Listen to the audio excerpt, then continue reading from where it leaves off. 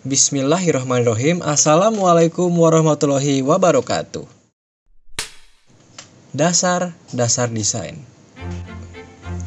Mungkin sebagian besar dari kalian sudah mengenal dengan istilah ini. Mungkin ada juga yang sama sekali nggak tahu mengenai hal ini. Oke, nggak apa-apa. Karena hari ini teman-teman kita akan membahas apa dan mengapa tentang desain dan elemen-elemen yang ada di dalamnya. Perkenalkan, saya Ivan Hadian dan selamat datang di Multimedia Digital Lab pada materi kedua.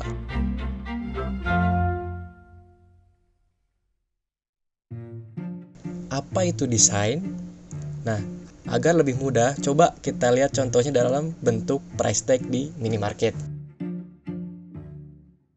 Coba kalian lihat, kenapa price tag di sebelah kiri lebih cocok daripada yang di sebelah kanan? Nah, seperti yang kita tahu, price tag berfungsi untuk menginformasikan harga dari sebuah produk. Jika diperhatikan, gambar kanan tulisannya kecil, dan pembeli pun akan membutuhkan waktu yang lama untuk mendapatkan informasi mengenai harga. Penyajiannya pun kurang nyaman karena apa? Karena terkesan terlalu banyak tulisan di dalam sebuah price tag. Nah, coba bandingkan sama yang kiri. Tanpa perlu membaca keseluruhan teks, kita dapat langsung mengetahui mengenai harga dari produk tersebut.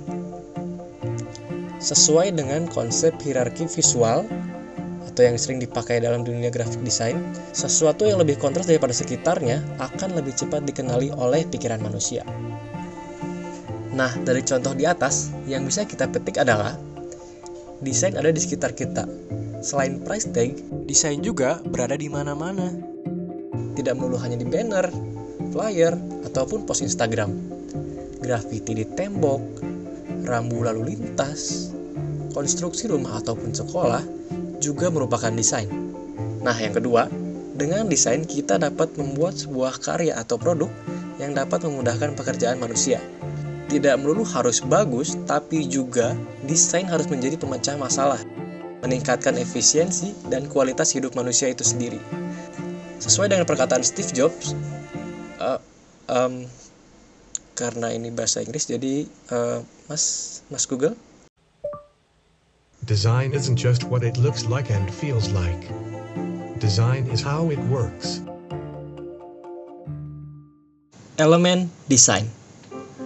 Elemen desain terdiri dari bentuk, garis, warna, type, art yang meliputi ilustrasi atau foto, dan tekstur. Elemen ini bisa ada seluruhnya atau juga tidak. Namun, pendeknya elemen ini digunakan untuk membuat layout atau batasan, membuat pola, memberikan informasi dan pesan, dan mempercantik desain. Nah, bagaimana sih agar elemen terlihat baik? Nah, kita gunakan yang namanya hierarki visual. Hierarki visual adalah pengorganisasian elemen-elemen desain dalam urutan kepentingan tertentu. Nah, hukum-hukum desain. Hukum-hukum di dalam desain cukup bermacam-macam. Di antaranya, aesthetic usability effect. Desain yang bagus dianggap desain yang bisa digunakan. Kalau jelek, nggak guna. Font restorative effect. Jadi kalau ada banyak objek yang serupa, yang punya perbedaan, biasanya yang paling ternotis atau diingat. Hicks Law. Gampangnya, makin banyak pilihan, makin lama juga kamu milih-milih. Nah, makin bingung juga kan? Contohnya kayak remote. Jadi, makin banyak tombol, makin bingung. Nah, jadinya make tombol yang kita tahu aja. Beberapa fitur jadi nggak kepake. Fitts Law. Makin besar dan dekat target, makin cepat kita dapetin target tersebut. Nah, itulah kenapa menu Instagram ada di bawah screen HP. Ya kan? Kalau di atas, jadi kita makin ribet. Law of Common Region. Sebuah elemen dikategorikan dalam satu kelompok jika saling berbagi area dan ada batas yang jelas. Proximity. Objek yang dekat satu sama lain dianggap sebagai satu kelompok. Law of Pregnance or Simplicity. Karena orang nggak mau ribet, orang biasanya nyari bentuk yang simpel dari sesuatu yang rumit. Bercak hitam abstrak di atas langsung dianalogikan pada gambar panda dan jerapah karena kedekatan bentuk bercak dengan hewan tersebut. Nah, yang terakhir, similarity atau kesamaan. Mata manusia akan mengelompokkan elemen yang bersifat sama walaupun letaknya acak atau berjauhan. tipografi. Nah, ketika teman-teman membuat teks dalam desain UI, kalian tidak bisa asal hanya menentukan ukuran font atau warna, karena dalam desain, tipografi menentukan hierarki, memberikan hubungan dan esensi dari sebuah konten, dan bagaimana teks bisa cepat dibaca dan dipahami oleh pembaca. Teman-teman bisa membuat kontras lewat size, paragraf, weight, classification, dan hierarki. Size dari font dalam UI diusahakan minimal 13 pixel. 14-18 pixel cukup disebut ideal. Nah, paragraf usahakan antara 45-75 karakter agar pembaca tidak merasa kebanyakan teks. Usahakan juga rata kiri agar mudah dibaca. Nah, kalau weight merupakan ketebalan relatif dari sebuah font. Biasanya dibagi menjadi 4. Ada light, regular, medium, dan bold. Nah, kalau lanjut ke classification adalah jenis-jenis font. Ketika membuat web design, usahakan gunakan 1 atau 2 jenis font saja agar konsisten. Ada beberapa jenis font: serif, sans serif, monospace, handwriting, dan display. Terakhir, hierarki. Hierarki memastikan teks mempunyai perbedaan konteks satu sama lain, seperti ini. Ini judul. Ini subjudul, ceritanya memperjelas judul, bisa jadi menjelaskan rangkuman dari seluruh artikel. Nah, ini isi artikelnya nih. Hurufnya tipis, tapi masih bisa dibaca. Jelas? Oke, kita lanjut ke materi yang terakhir. Warna. Teori warna adalah teori yang menarik untuk dibahas, karena sangat dekat dengan kehidupan kita nih. Secara keilmuan, warna dikaji untuk mengetahui efeknya pada perasaan dan emosi manusia, dan bagaimana warna mengkomunikasikan sebuah pesan. Dengan pengetahuan akan warna tersebut, kita dapat memilih warna dengan tepat dan menerapkannya dalam karya secara artistik. Warna dalam desain sangat penting, terutama dalam segi pemilihan warna. Kita sebagai orang awam biasa kadang tidak menyadari betapa pentingnya warna dalam hidup kita. Warna mengatur perasaan suka atau tidak suka terhadap sebuah barang. Misalnya, aku mah suka tas yang warna hitam sih. Nah, warna mengatur pilihan kita dalam membeli atau memakai suatu produk. Warna juga telah menempel jadi identitas sebuah produk. Bahkan, menurut penelitian, keputusan seseorang untuk menyukai atau tidak sebuah brand dapat ditentukan dengan waktu 90 detik hanya berdasarkan warna saja. Color wheel atau cakram warna.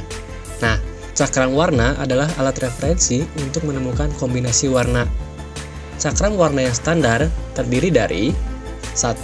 Primary color, disebut juga dengan source color, yaitu warna yang tidak berasal dari campuran warna lain, terdiri dari merah, kuning, dan biru. Yang kedua, secondary color adalah hasil campuran dari primary color. Hasil campuran tersebut disimpan di antara dua primary color seperti gambar contoh. Nah, yang ketiga adalah tertiary color, adalah campuran warna antara primary color dengan secondary color. Penempatannya mengisi area kosong antara primary color. Nah, setelah kita memahami cakram warna dasar, maka kita terjun ke cakram warna yang lebih kompleks. Kita akan menambahkan bagian dalam cakram warna sehingga seperti berikut: hue, tint, saturation, shade. Selanjutnya mengenai kombinasi warna. Setelah mengenal cakram warna, maka kita dapat menggunakannya secara fungsi, yaitu menentukan kombinasi warna atau disebut juga dengan skema warna dan harmoni warna. Harmoni warna secara teori berarti mengkombinasikan warna sehingga terlihat serasi di mata. Dengan menggunakan cakram warna, kita dapat menemukan hubungan visual antar beberapa warna dan menemukan kombinasi warna yang serasi dan efektif. Contohnya, monochromatic hue, complementary, split complementary, triadic,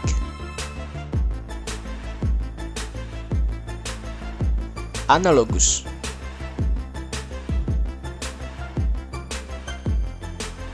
tetradic.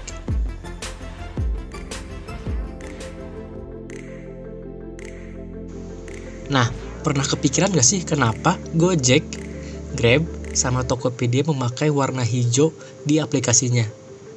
Kenapa sih tampilan Instagram sama Twitter juga enak banget buat posting media pribadi? Nah, hal itu mengarahkan kita kepada psikologi warna. Psikologi warna memberitahu teman-teman mengenai bagaimana mempengaruhi persepsi, rasa, dan pola pembelian kita terhadap suatu produk. Warna juga dapat mewakili berbagai bentuk emosi. Nah, permainan emosi ini penting, terutama dalam membuat produk. Jika teman-teman membuat sebuah website khusus untuk jalinan kasih, tentunya teman-teman harus berpikir warna apa yang dapat membawa emosi user agar mereka menjadi tergerak untuk berdonasi. Kita akan kupas satu persatu mengenai arti warna. Merah dapat diartikan sebagai rasa keberanian, ambisi, energik, dan vibes yang anak muda sekali.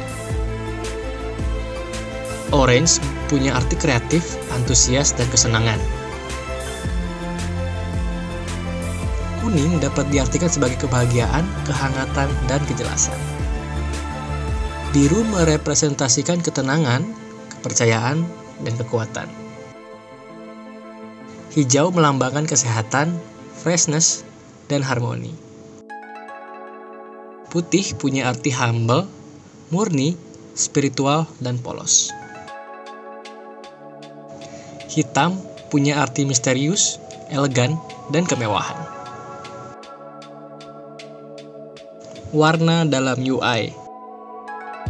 Nah, seperti yang sudah dijelaskan sebelumnya, jika warna tidak hanya soal bagus atau enggak, tapi juga harus memberikan pesan. Nah, fungsi pesan ini akan sangat terpakai dalam UI design. Ada beberapa sistem warna dalam UI. Yang pertama, primary color. Warna yang dominan dalam website atau aplikasi. Kalau kalian membuat website perusahaan, biasanya warna brand yang bakal jadi dominan. Misalnya, Gojek dengan warna hijau, Pertamina dengan warna merah. Nah, 1-2 warna dalam primary color ini sangat cukup. Yang kedua, accent. Warna tambahan yang menggerakkan user untuk melakukan sebuah tindakan atau menandai sebuah informasi. Nah, aksen dipakai seperti dalam tombol, link, judul, dan sebagainya. Keberadaannya hanya 10%, tapi harus dipastikan dapat menggerakkan user untuk bertindak. Contohnya dalam Tokopedia. Teks dibuat warna hijau untuk menandakan bahwa teks tersebut adalah sebuah link dan akan menarik user untuk klik link tersebut. Semantic colors. Warna yang mengisyaratkan sinyal seperti merah untuk bahaya, hijau untuk aman atau sukses, kuning untuk peringatan, dan biru untuk informasi. Dan itulah kenapa kalau misalnya ada error di komputer Anda suka muncul tombol warna merah. Dan neutral. Neutral adalah warna hitam, abu-abu, dan putih. Biasanya dipakai untuk teks atau background. Nah, dalam alat-alat pemilihan warna, ada beberapa alat yang bisa teman-teman pakai dalam mencari warna untuk desain. Ada Color Scheme Designer, ada Musli Search, ada Colors, ada Picular.co. Nah, begitulah materi kedua hari ini mengenai dasar-dasar desain. Terima kasih telah menonton video ini dan semoga video ini bermanfaat ya. Jangan lupa untuk subscribe di channel kita di channel Multimedia Digital Lab. Jangan lupa juga untuk follow Instagram kita di @multimediaunisba untuk mendapatkan info-info terbaru tentang lab multimedia. Dan jangan lupa juga untuk memahami, mencatat materi yang sudah dipelajari. Terima kasih. Assalamualaikum warahmatullahi wabarakatuh.